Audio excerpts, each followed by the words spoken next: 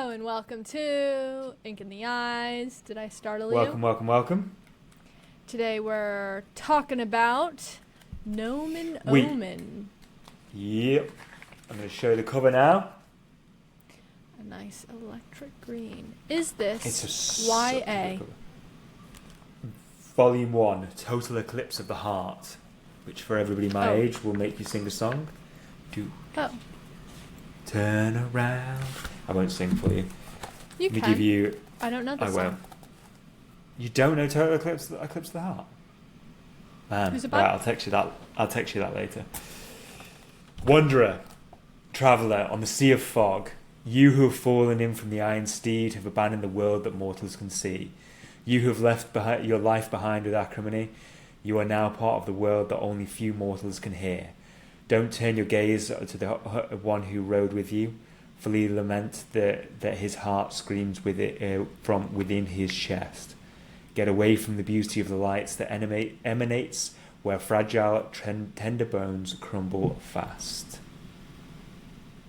You will hear promises in this new heart for forgiveness and infinite farewell, but let it dry on your lips of nectar and mixed fortune, signal to the end. It is also your stain. So this is a YA comic. Thank you. That really didn't tell me what it was about.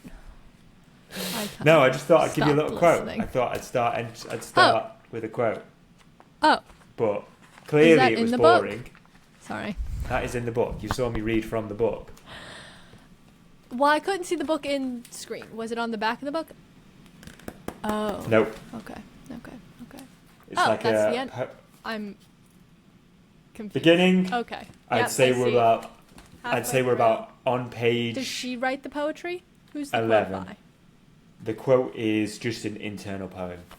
We'll get a bit more into that in a second. But this is a YA book. Thank you. By Marco B. Bucci or Bucci and Jacopo Camini. Is he Italian? They're both Italian. Is it They are both. translation? This is, I believe, a translation. So, Image Comic. No, I don't know whether it is actually. Image Comic took this on, and that's the American. So I have the American version because this is done by Image. Yes. How does Image publish in the UK? As in, it's not. So it was originally done in Europe. So it's quite big in Italy, quite big in France, and then Image have taken it. Image are the American publishers for the English. For the English version. Gotcha. So this is the image version. So, his first full name is Marco Felicioni, but he writes as Marco B. Bucci or Bucci. Why? Don't know. It's just his pen Right. name. Yeah. He's born in 1981 in Emilia-Romagna in Italy. He is a comic writer and RPG to game designer, as well as creative director. Started out as a graphic designer, and he started his studio with a mate. Marco is a graphic designer as well, so he does do some of the illustrations. But Jacopo, he's actually had quite a tragic story because he passed away in March of this year. Oh. So, which is another reason why I wanted to do this comic, because he died he had complications of a heart surgery. So, yeah. Aww. In his early 40s he was as well. Oh, wow. So it was really sad. Yeah. Really, really young. So yeah, really sad. And a phenomenal artist. What other books did they do under this? So this is by far their big one. They have also done. He's illustrated for Marvel Universe, Deadpool, Hawkeye, Generation X3, Star Wars. In 2017, they started Nomen Omen in collaboration. Is that when they started their publishing?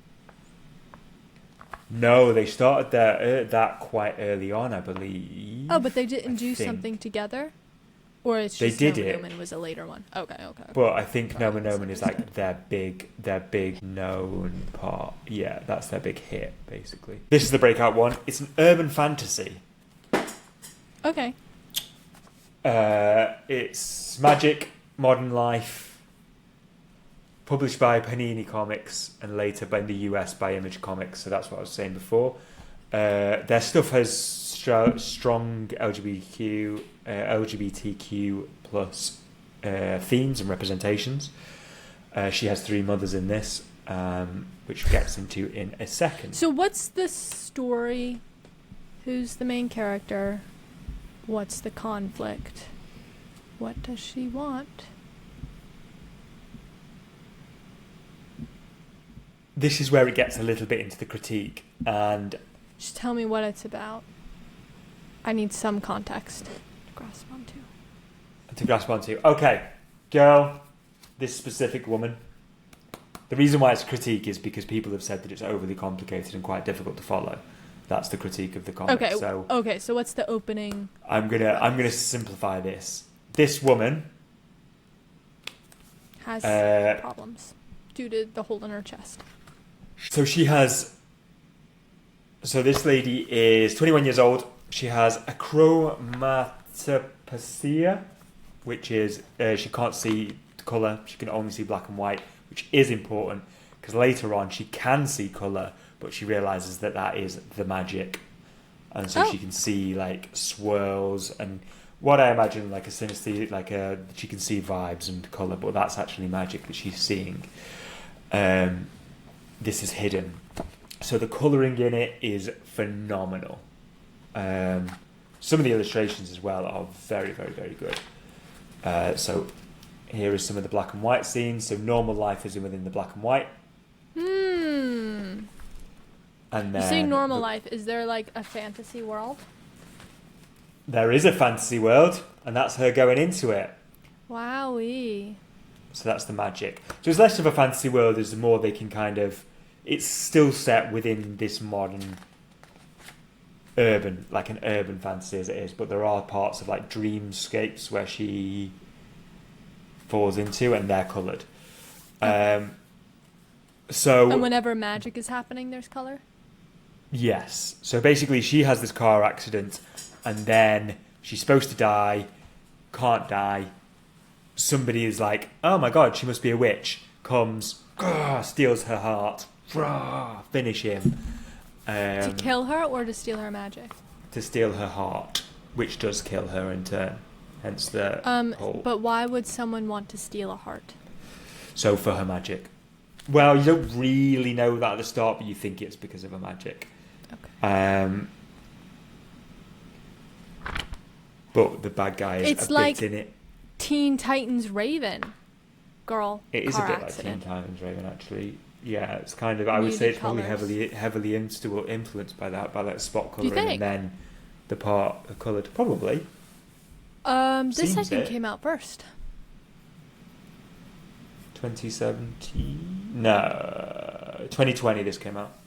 Oh, so released in English. So 2020, okay. 2017 she started. 2019 with Teen Titans. Because I think they started. Yeah, but they probably started around 2017. Oh, well, there you go then. Probably started well. They must have known each other's like. What was something in the air? Something in the air that night. So does the car crash happen right at the beginning? Yeah, right at the beginning, and then she gets looked after by a guardian called Fair, who then takes her to Lady Macbeth, who then is introducing her to... See, it gets very complicated. Is Lady Macbeth actually Lady Macbeth? Yes, yeah. Traitor of the Crown. She introduces herself as the Traitor of the Crown, so yeah, she is. Oh. I don't really see a lot of things. Don't really. I'm assuming because this is just volume 1, more makes sense afterwards, but I think they've gone for like a very big world and had to introduce you into it very, very quickly. And I Are think there that's a lot why of characters? Yeah, a lot of the criticism is kind of like, what the fuck is going on here? When I say characters, I mean, are there a lot of already established characters like Lady Macbeth? Or is she the only No, it one does that pull comes from it? certain things. If you were big into mythology, like Fair is a big one, and some of the other people are like, there's a faun within it, so you would know like the mythological creatures within it, but Okay.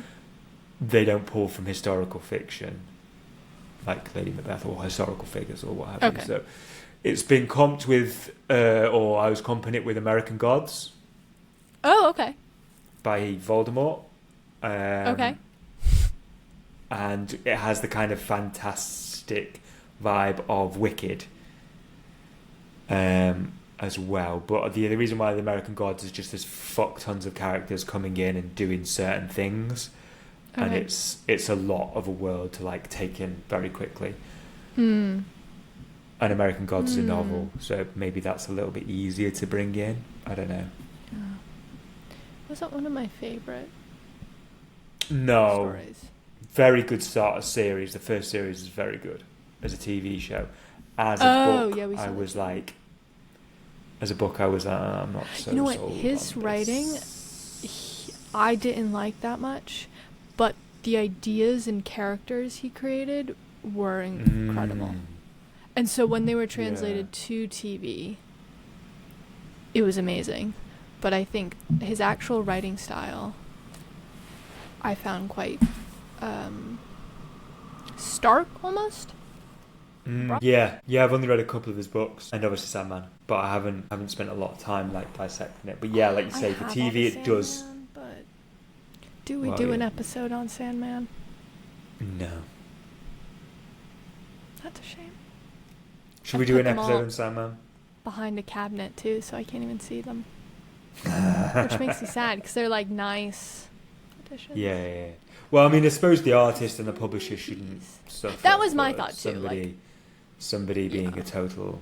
In a comic, What? so many people work on it. Usually. Yeah, exactly. I know there are. Why does he have to take the shine and glory for like just ruin it for how everyone. good That's that like is? with actors who have scandals. You know, if you think of a movie, how many people worked on that behind the scenes and just the other characters. But then it's ruined by one star. Yeah. But then a lot of people go and see certain movies because of one actor in it. Also true. I think there's a lot of there's a lot of whitewashing, isn't it? Because the argument is well, people won't see like an actor they've never heard of. It's a very bad segue. I picked this up because it was green, by the way, and I like the cover.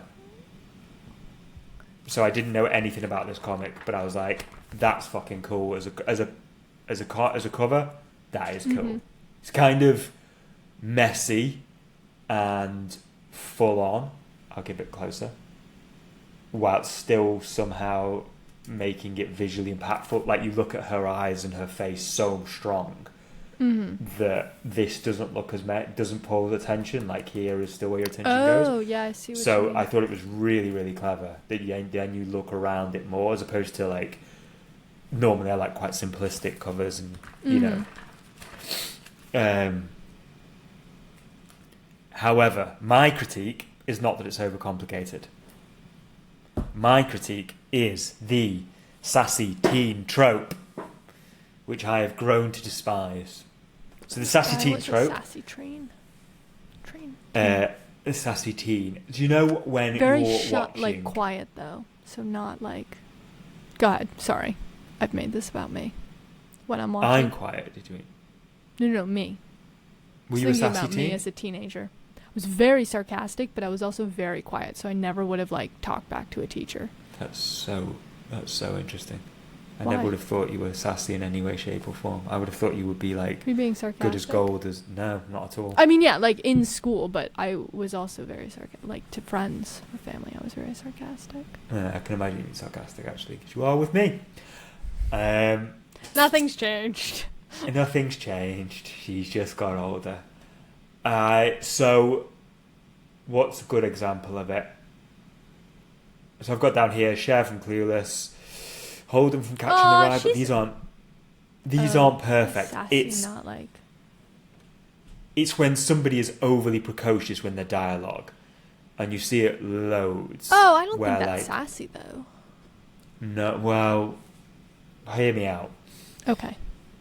Convince me. It's a precociousness in dialogue whilst still being always a little bit sassy and sarcastic. So like it happens with here, she's got a guardian and her dialogue is like very quippy and quick-witted, but like she is sassy and somebody who's saved her. Do you know what I mean? Like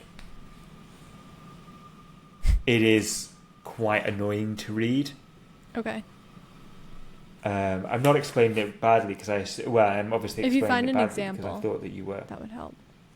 Well, I remember when Marvel, they all went very quippy, and that was really irritating. Marvel is a massively good, well done, because that is so a better boring. example that I have of just like quip, quip, quip, quip, quip, Yeah. and it's really really. I think really a annoying. little bit of it is enjoyable, if you have like one character, because part of reading is because they say the good singers that we can enjoy. It's not entirely realistic because I think a lot of people are like, an hour later, that would have been a better comeback for this thing that happened. But when we're reading, there's that suspended disbelief that, our characters can say the fun things. But when it's every character, everything you read, it does get exhausting. And I think that's partially why I've come away from YA a little bit, because it can create a very two-dimensional character. Or like Marvel, it's every single character, and it's boring then. Yeah, exactly. So one example, this is a bad example, but I've just so for saving time. So what's it? So what? To stay alive, I just clap my hands and say, I believe in fairies. And then he says something. She's like, right, so what are your thoughts on unicorns? And, right, so right, you're way tougher than some Adventure Time character.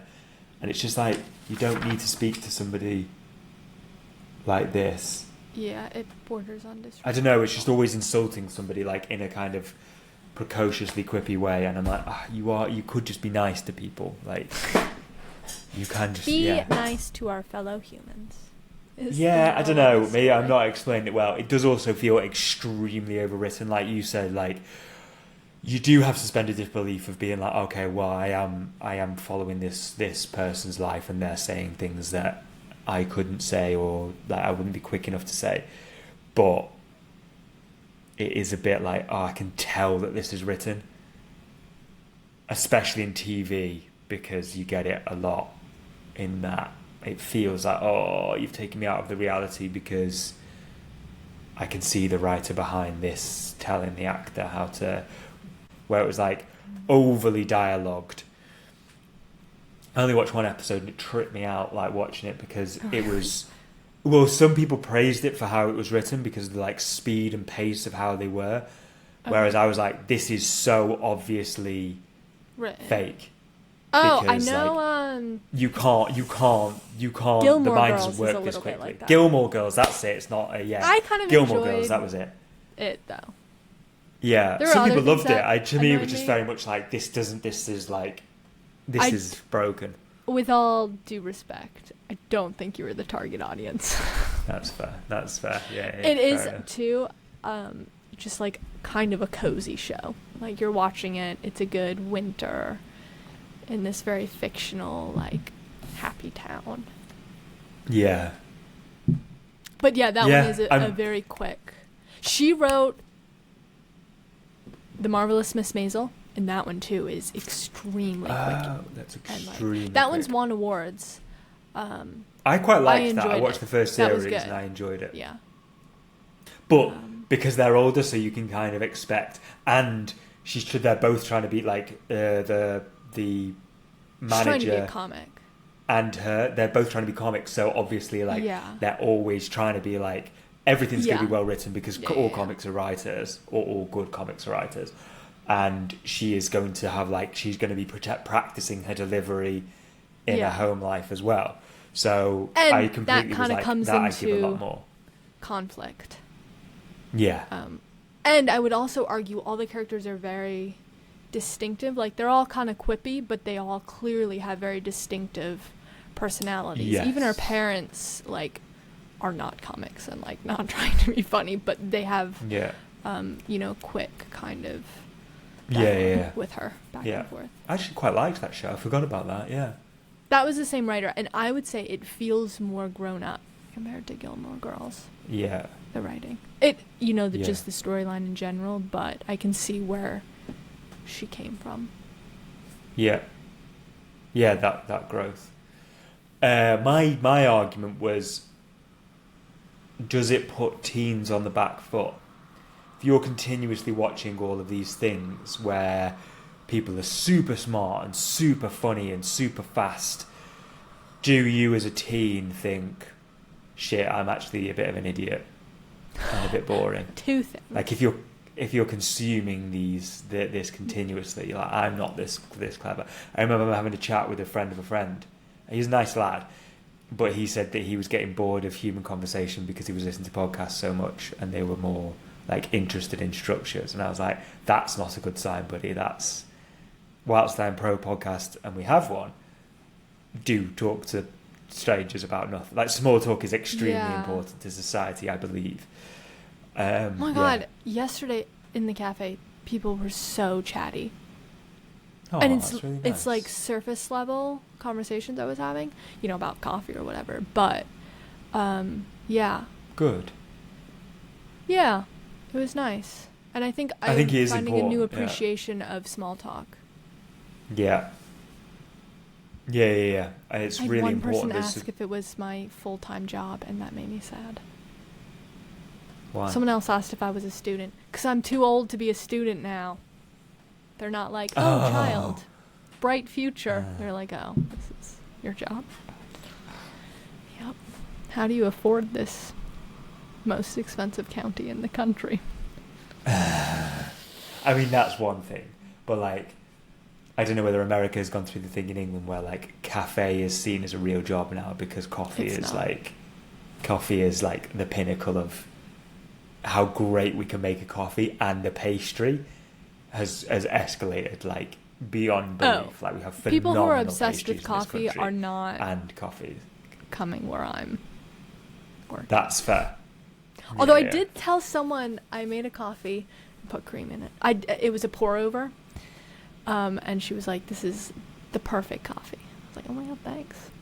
Well done. And then I one time had some guy stick his hand out. I thought he was gonna shake my hand because it was the best coffee he's ever had in his life. He was just giving me a tip, which was also nice. But I was like, "That's also nice. You want to shake my hand?" I'll take yours.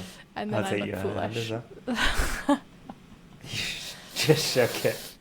Yeah, I was like, "What is he doing?" What? You should always just go for it. Just like, yeah, that is fucking great coffee. You're right. I put everything into that. But to answer your question, cutting out my coffee nonsense. I was listening to a story on NPR. It was actually about aging and how in the United States there's a really bad stigma about growing older. And that is partially why we have, they're suspecting, it was a clip of this news article I was listening to, why the life age expectancy here isn't actually that high. Whereas like when you look at places like Japan, where they have a much different culture for older people, the average lifespan for a woman is 90. And I think they have several blue zones and like the highest number of centenarians, and things like that. But I bring it up in this story.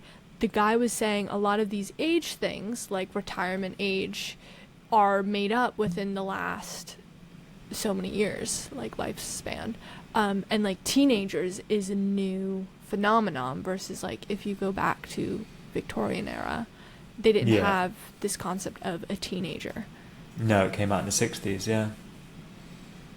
Which I just thought of that when you were saying when teens watch this, do they feel the pressure? Yeah, true actually, yes. yeah. There's the a idea lot came of out in pressure.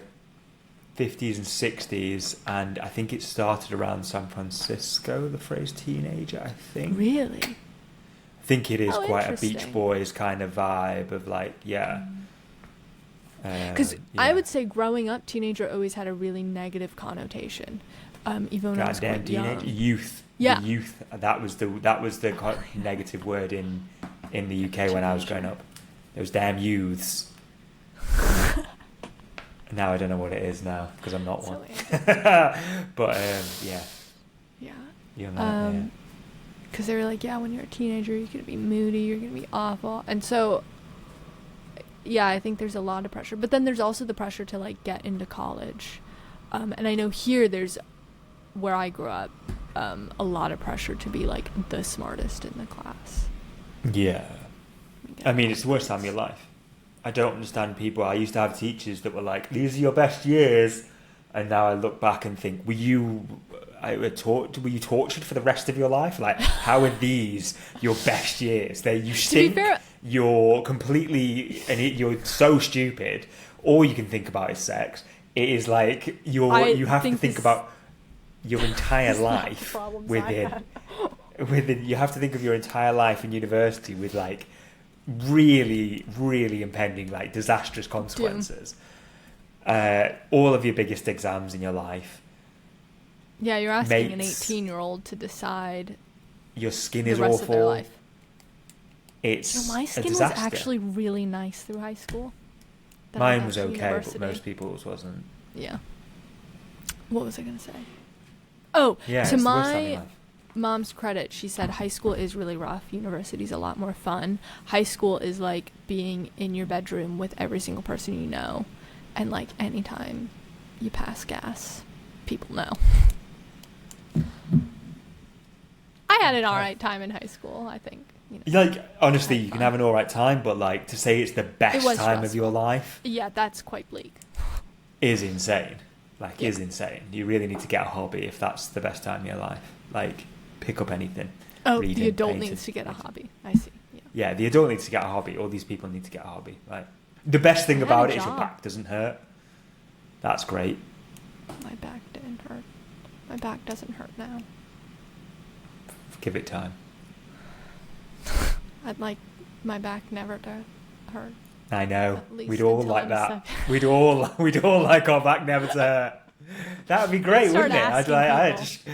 Yeah. Anyone I meet in their 30s now, I'm gonna be like, so how's the back? Back hurt? Thoughts on back pain. Yeah. Surely you can prevent that. Pilates, the Japanese, was this a Japanese? And heavy lifting and recovery. You wake up and you do spine twists to wake up your spine when you first arise from the bed. Tell that to my teenage self. The damage is already done. I don't think a teenager needs to do it. What did you do that was foolish? Just being a fool. It's just a general foolish behaviour, I think. Well, what specifically? I don't know. So like I can avoid damaging it running, damaging it like on how do you damage it running? Falling off things, compression. So when I run, my back is being messed up? Your spine will compress, and if you don't have good strong spine erectors or a good core, then you will start to like tilt and your pelvis will kind of mold. So running, which is why you need to be strong to run. Running isn't bad for you within reason. It's like anything. If you do too much of it, yes, it is bad for you. But running is not bad for you so long as you look after your body. Like, you can't just run, the same as you can't just train your biceps or just sweat. Like, you need to do all the stretching and yoga, Pilates, like lifting all of the time. So like, yeah, your body's designed to do loads of shit as opposed to one thing really well. Which is why when you look at pro athletes like marathon runners or big cyclists, they're like fucked when they're my age because their body has done like one thing really well and just cooked itself out.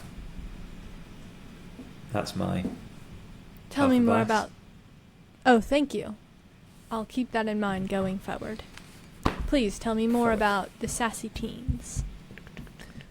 I don't know anything about the sassy teens, but it's more the writing. I don't know. It's just something that pulls me out of some. Although it just annoyed me about the lead character, and I've seen it in a couple of other things. And I have a question. It's Marvel as well. Yes. You put Catcher in the Rye. Hold darn. I've never read this. I heard it was a red flag if a man says it's their favorite book, and I've heard lots of criticism about it, but then I've also heard it's like one of the best books ever written. Thoughts? So I read it for school? probably too young, as I think most people did do, when it doesn't really make much sense. Now, if you kind of look at it as a person with kind of mental health problems, it does make a bit more sense. Like the reframing of like what lens you see it through. I couldn't say it's that much of a... There are bigger red flag books, I think. Such as? Which is a good topic. What's your biggest red flag? You go on a date with a guy and he says his favourite book is X. What would you be like? Ooh. Wait. The Bible. Not that that's like a red flag, but I think for me personally and my lifestyle... Oh, no, it is a red flag. If somebody's like, that's my favourite book, I'd be like, you're insane. Like, well, no, just because I love reading so much, and then I'm not religious, and like being friends with someone who's ultra religious, fine, but I think someone who, like a life partner, no, because like I don't really want to send my kids to church. That's performative. Like even if you were ultra religious, you wouldn't say your favourite book is the Bible. I think it's the most sold book still though. Do you know what was the 1 year? There was another thing that was printed bigger than it, more copies than. What? Would you like to guess what it was? No. You won't. It was the IKEA catalogue.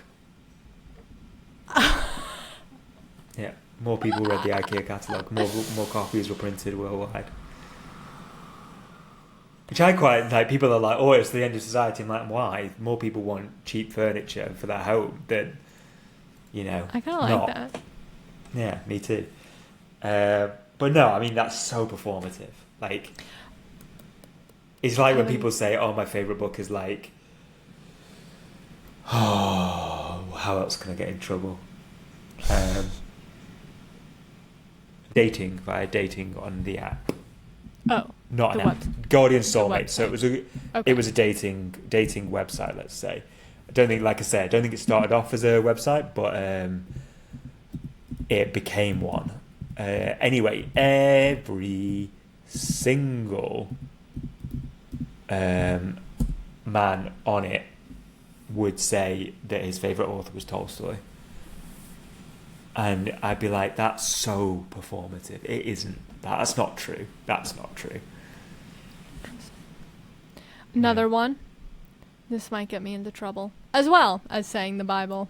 Atlas Shrugged, which is, I believe... I knew you were going to say Ayn Rand. I knew you were going to say Ayn Rand. Because again, that's like immediate red flag of someone whose beliefs are so different than mine. And I don't mind conversing usually with certain people like about politics, but again, someone who I'm gonna...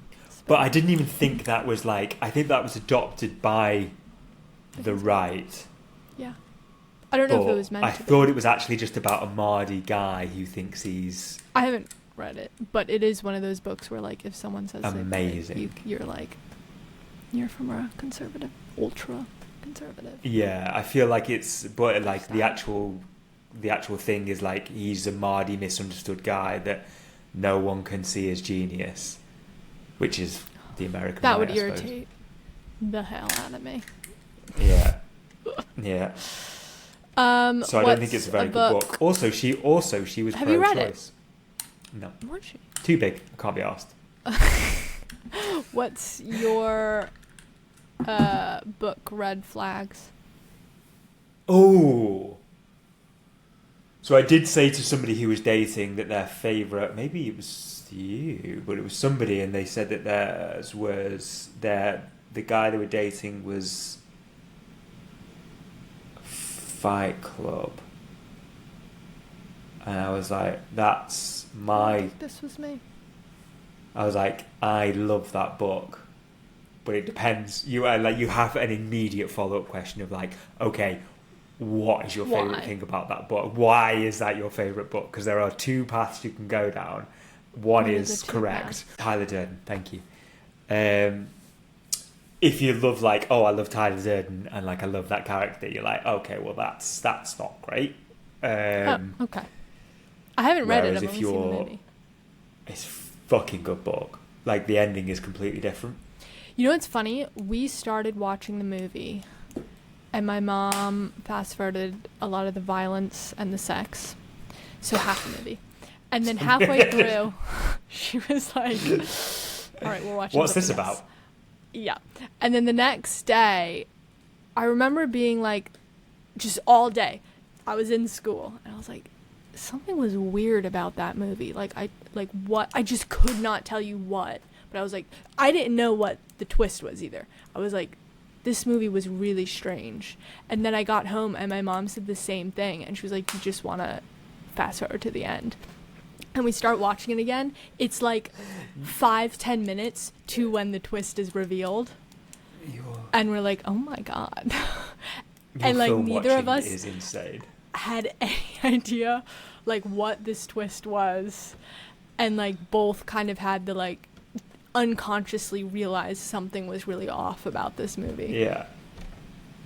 So. How you consume films is mad to me. Why? You're the only person I know that used to watch films on 4 times speed. It was not on 4. I've never watched a film on 4 times. I have. But it was once, and it was because I had to watch it for school, and I also had other classes and an internship, and was like, I'm not watching. This is due in an hour. But I don't watch 2 times speed. I'll do YouTube videos. But we weren't watching the movie on 4 times speed. We were just skipping over the bad scenes. Which is kind of very important in that film. I do think that there's too much violence in a lot of films, but like they're very important because like one of the times he beats himself. So why do you like Fight Club, and why does it not make you a red flag? Why do I like Fight Club? I think it is pretty... Is it emblematic of the time and kind of now? It's a big like anti-capitalist... And I know I say like I'm a capitalist, but it's a big anti-consumerist novel. And when Chuck Palahniuk was like asked about why it's like a right wing, he was like, it's because men don't understand metaphor. Which I really love. Really love that quote. That's it's very so good. True. Yeah, it really is. My second favourite fact is the 2 things that like the right wing love is Fight Club, whose author is gay, and nice. The Matrix, whose writer and director is trans. Really? Yeah. Yeah, it's that's so funny. The whole red pill the red pill thing. It's like that's a trans person that wrote that. The people you fucking hate directed that film that you're now quoting. Like, yeah. My mom and sister got into an argument where my mom was like, it's the, what is it? What's her last name? Wachowski? The Wachowski. She was like, it's the Wachowski brothers who did Matrix. And my sister was like, no, it's the sisters. And then they looked it up and they were like, oh, they're trans. It is sisters now. Yeah. Brothers when they did that. Was brothers now, not, yeah. So what's your red flag book for a woman? What's my red flag book for a woman? That's a really good question. It's going to take me a second, I think, to work it out. You're allowed to think. Do you have any ideas of what it could be? I don't know, because this is very generalized. But I find a lot of men and women have different... I mean, men and women have different reading patterns. But I think a lot of... especially adult men I've met, are more into, like, I don't want to say self-help books, but like, whereas women get more into the kind of fluff and story. Not saying men don't. But I think... So when we were at Faber, the men of my age and up read non-fiction, usually historical stuff. Okay, yeah, like, there's someone at selling market. The cafe, a regular, who was like, oh, I don't read fiction. Who's around your age. And the bookseller I was with, she was like, red flag. Which I was like, that's funny. But yeah, you should read a mix, I think, of everything. Yeah. You should read a mix of kind of vibes. I don't know what would be like the big red flag. Do you know what? As soon as we finish recording, I'm going to be like, fuck, it's that.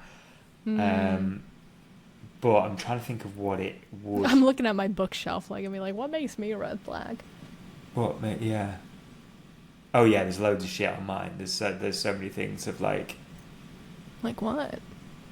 I have a book of like great female speeches, which I would think is quite that's performative. You do go into yeah, exactly. Do you know what I mean? If somebody told me that I had that they saw a guy with that on their shelves, I'd be like, performative male, get out quickly. Like, I think that's my my own goal of a red flag. I feel bad because men read less, but as we're kind of demonstrating, like, there's so many books you'd be like, you shouldn't be reading that, versus like women. We neither go of on. us What's your own goal? I thought you were about to reach for your own goal one then. No. I think no. I got really into speech. Right, I got really into speeches at one point, and that was because I think you'd be quicker to say if a man was holding a book of female speeches, you'd say it was performative. But if like a woman was holding great male speeches, you wouldn't necessarily think that a red flag. But I'm getting ahead of myself. I think it like there wouldn't necessarily be a book of great male speeches. It would just be like a book of great speeches. It'd be called great speeches, and then it'd be all men. Yeah. I think if she was reading a tarot book. No, that would be good. I'd be quite interested in that. But it wouldn't be that kind of spiritual, lovey thing. It would be more. Yeah, I don't know. I had someone, I don't know if I should say this, someone bought a book from the cafe the other day, and she had it turned down.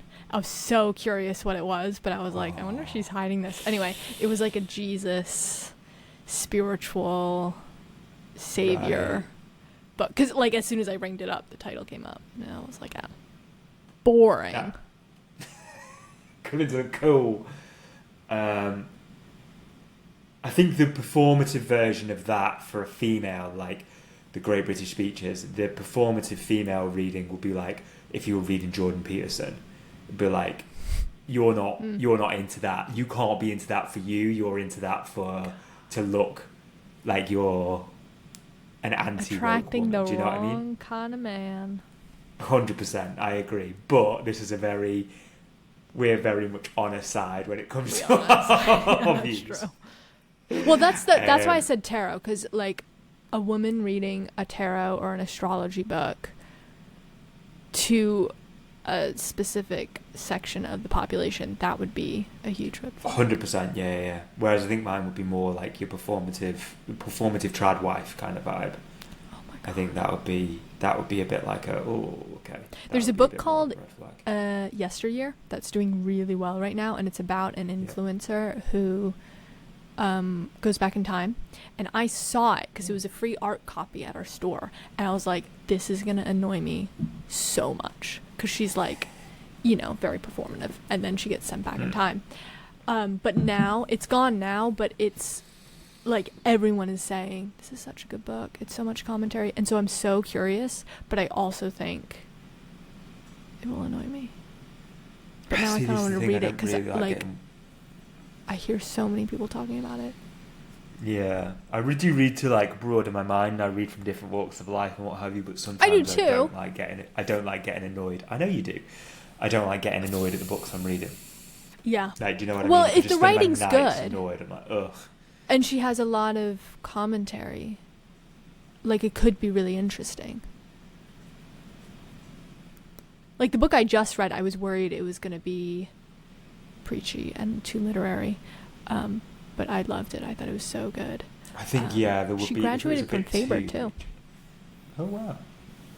And it was nominated for the Women's Prize, which is why I tried it. Wow, that's good. He participated in Marvel Comics LGBT anthology Marvel's Voices Pride. Oh, cool! Which is really cool. I just think of it Italy. Doesn't say. Go on, sorry. It's an amazing place to study art. Just like go. Yeah, that would be fucking cool. Wouldn't it? Do you know what Do part some of me sketching. thinks I'd love to do a grand tour? You know, so Goethe, the German poet, he did a grand tour of Italy, and I would like to do that. I would like to do a grand tour of lots of different places. I know, but the old grand tour of like the 1800, like 1800s, where like they would go to Italy, like you would go to like all of the parts of, and they would do it very slow travel. That would be wild. Particularly Goethe. That sounds nice. It does sound nice. Yeah.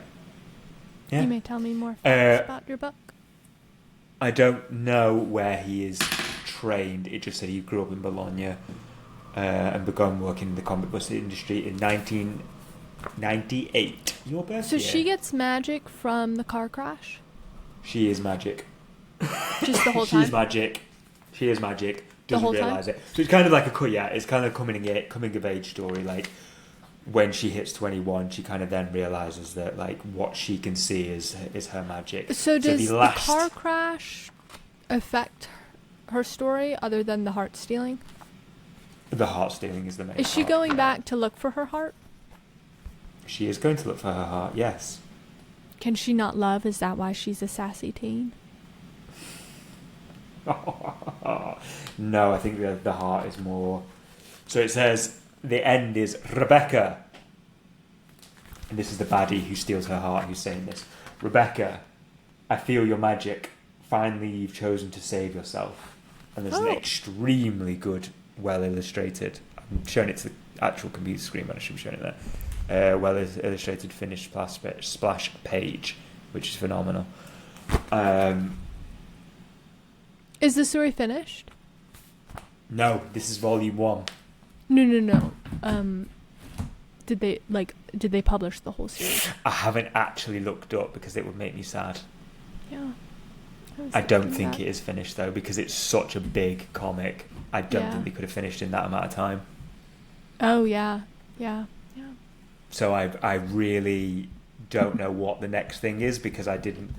This is such a backwards thing of being like, I didn't really want to look that up because it might make me very sad. So in 2020, he has started a new book called Mercy. But this is very recent as well, like March 2, 2026. Like he's passed away, so I don't even think that Marco De Bucci is like has a clue what the fuck's going on. He's just lost his best mate probably like 2 months ago. So like, I'm not even sure he knows whether he'll continue it or not. Tragedy. Yeah, very sad. Very, very sad. Why do you think they used Lady Macbeth as a character? I don't know. Because it could be just like an Easter egg. One of them really likes it. It could be an Easter egg for something for the future. Really well, I mean for them personally, like in their personal lives. Yeah, that's true. It could be an Easter egg for a friend, or I was thinking it was like the comic I was going to do, the X-Men comic, but I thought that was Lady Macbeth for a second, but actually that's Morgan Le Fay. So I think it's probably just like the idea of like these strong fictional women characters that have a kind of mythology magic about them, if that makes sense. She has a mythology associated with her. Like, to use a character is kind of easier than creating one, I suppose. Because like Lady Macbeth, everybody knows that what she's going to be like. So yeah. Okay. Yeah. Any last words? I don't think I've got any last words, to be honest. Ignore the critics and read it anyway.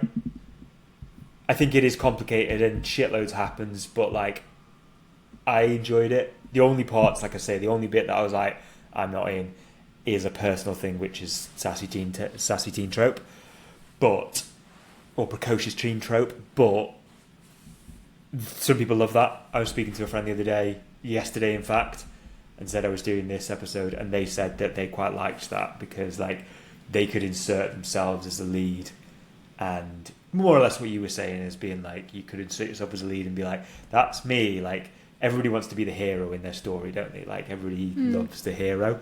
So like having a strong hero is sometimes good writing and good for reading as well. So yeah, read it. Also, excellent cover, great use of colour, and yeah, big fan. Thank you so much for listening. Thank you for listening. Dropped it. Remember I'm going to go to the subscribe. library and give them back. Support your library.